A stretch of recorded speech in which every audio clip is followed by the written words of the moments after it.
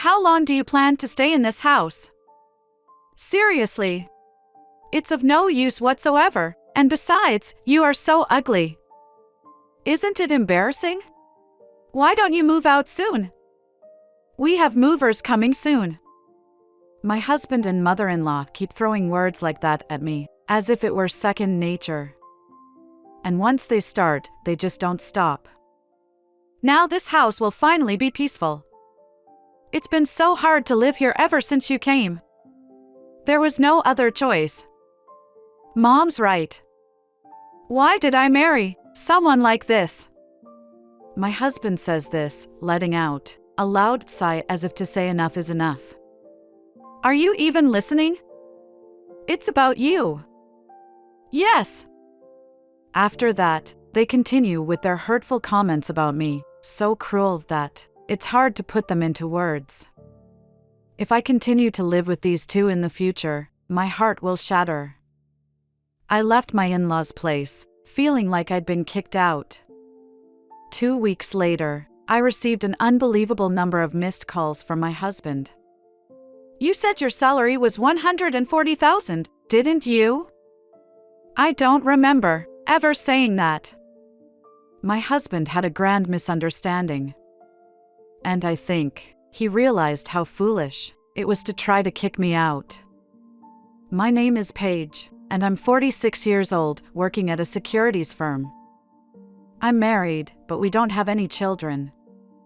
I married Jasper just 3 years ago to begin with. Because I was at this age, it wasn't a straightforward decision. We're both over 40, so it is okay not to meet your family formally, right? No way, you just do that. Is that so? Yes. We're going to introduce ourselves next weekend. I had been all about work up to this age. I wasn't really interested in marriage, but I thought, why not get married, at least once in my lifetime? So, I took the plunge into marriage. Welcome! And you must be the one over there? Yeah, this is Paige. I'm thinking about getting married her. I see. Nice to meet you. Thank you for having me. My first impression wasn't very positive. Just from the brief exchange at the front door, I could tell she was sizing me up, as if she was trying to assess my worth. So, you said you're getting married, but when? I'm planning to submit the marriage certificate next month, for now. What about your parents, Paige? My parents. Both have passed away. I see. That's unfortunate. I've been fortunate due to my job. Having interacted with various people of different professions and ages, I had become quite good at figuring out whether someone was being sincere or not. Just like the example, shouldn't speaking her true feelings either. Well, for now, I just came to say hello today. It's time for us to leave. Thank you for having me, I said as I was about to leave. That's when she suddenly grabbed my arm. What can I? Please take good care of my son, okay? Yes. The hand that gripped me seemed to convey a message that I was taking her son away from her, and it was a strong grip. I felt instinctively that I shouldn't get too involved with this person. Visits like this aren't really a big deal, right? Yes, you're right. My husband had been divorced twice. The reason I chose someone like him was that he didn't interfere more than necessary. Being with a husband like that was comfortable and pleasant. However, things changed rapidly like a flash of light after we registered our marriage. I'll go submit the marriage certificate tomorrow. Thank you. That's a big help. The next day, as I returned home, I realized once again that we had truly become a married couple, and I spotted a pair of unfamiliar shoes at the entrance. I entered the living room hesitantly. Oh, hi, Paige. Oh, hi. You're here. I happened to be nearby, And besides, I have something important to talk with you today.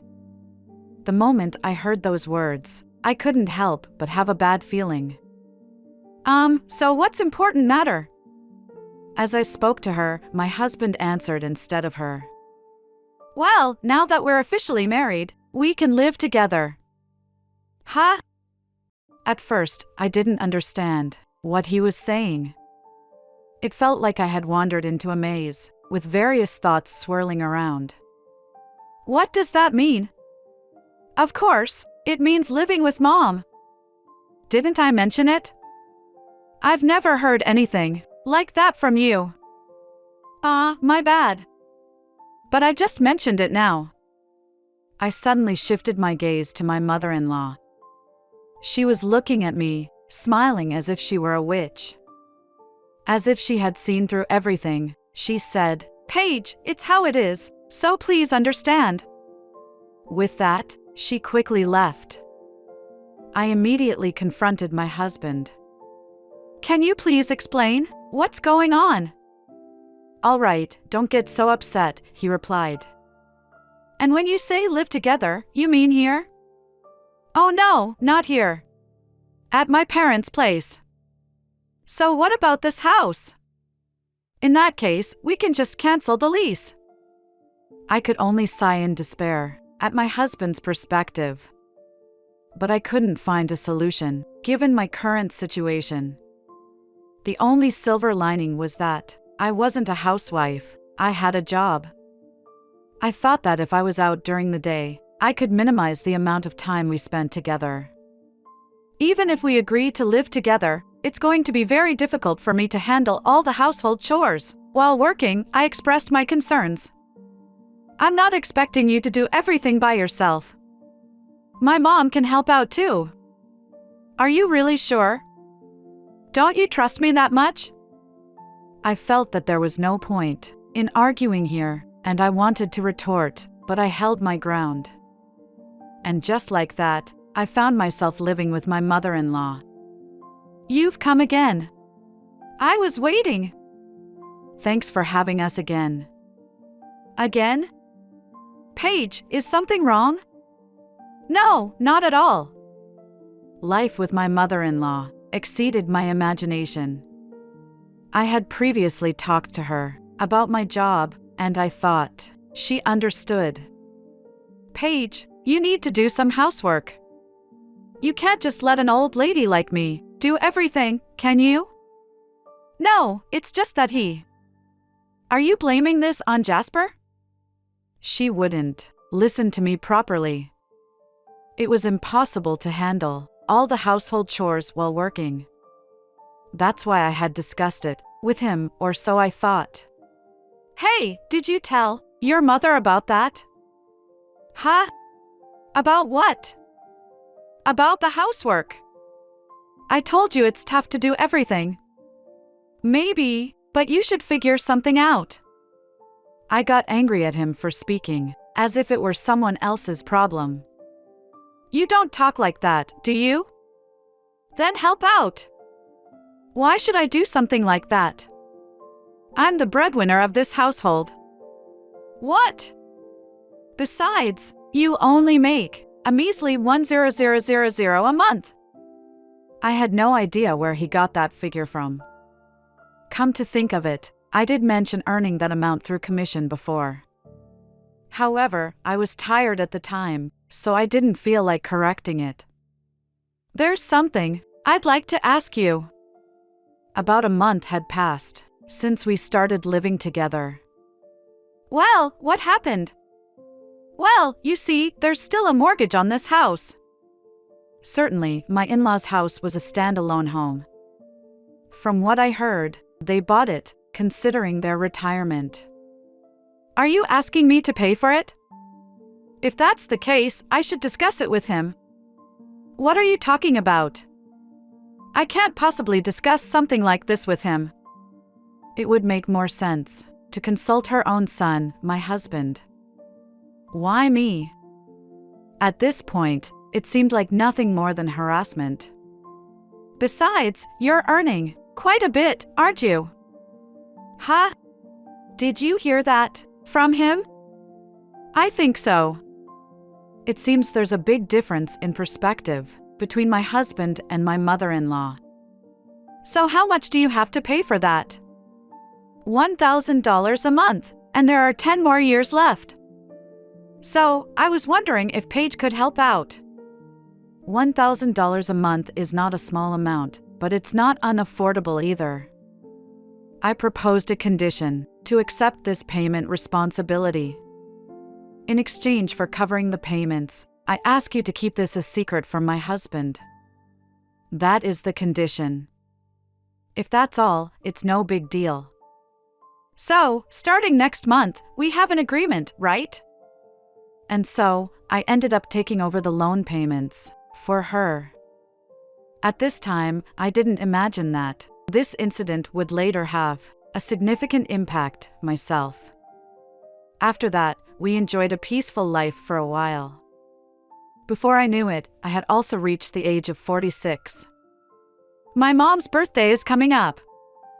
It's a good opportunity, so why don't we celebrate? That's a nice idea, but I don't really know her preferences. I'll handle that part. And I had some concerns for his word, because he seemed oddly confident, but I thought I couldn't be of much help, so I left it to him. Then, on her birthday, "Happy birthday, Mom. This is a gift from us." "Thank you." "What is it?" She opened a large box, and inside, there was a newborn Shiba Inu puppy. I was also surprised by my husband's choice, but I watched that, hoping she would be pleased with it. She wasn't thrilled. Instead, she froze upon seeing the puppies. She remained motionless, as if turned into a statue. Are you okay?" I instinctively called out, and she let out a piercing scream. "What on earth is this all about?" "Huh? But you said you liked dogs." "I like cats, not dogs. I've been scared of dogs since I was bitten by a neighborhood dog when I was a child." I never expected things to turn out like this.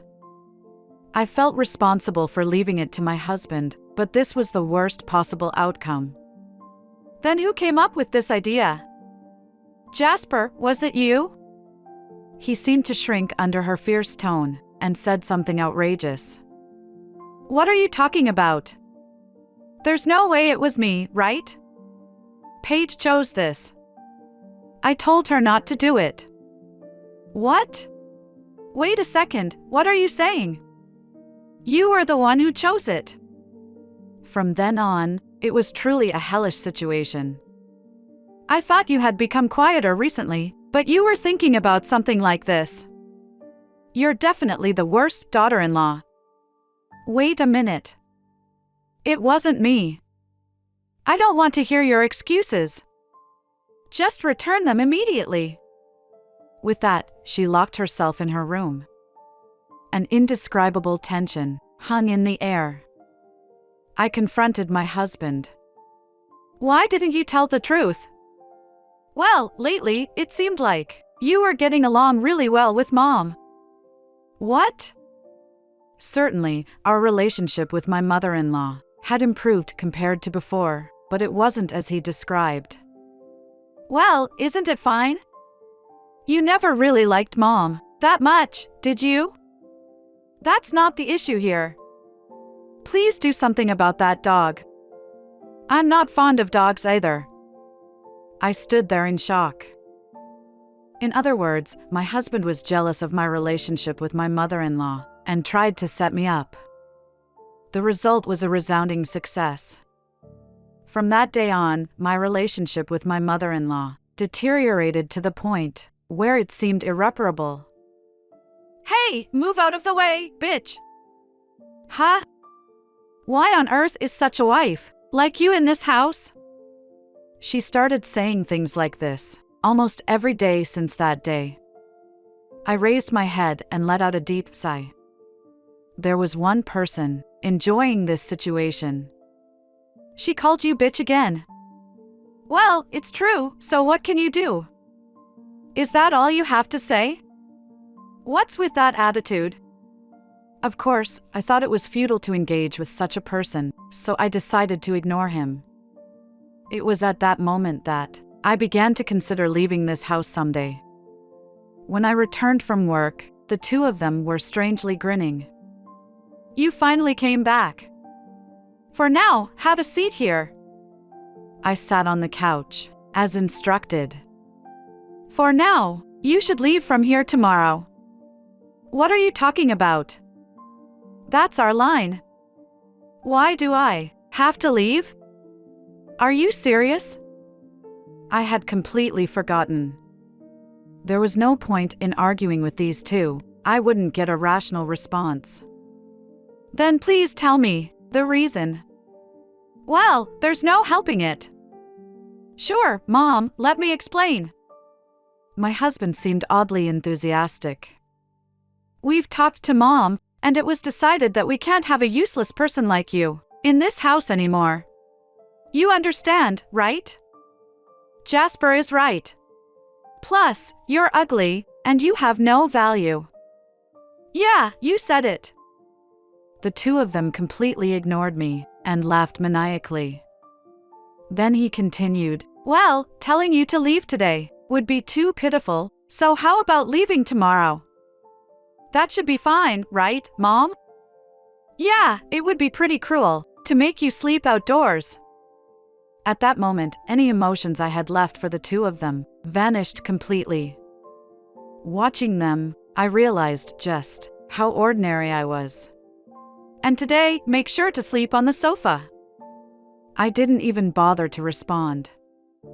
And the next day, I was packing my things for the move. "How much longer do you plan to squat in this house?" "That's right. You're utterly useless, and, well, ugly too. It's embarrassing, so you better move out soon. We have movers coming soon.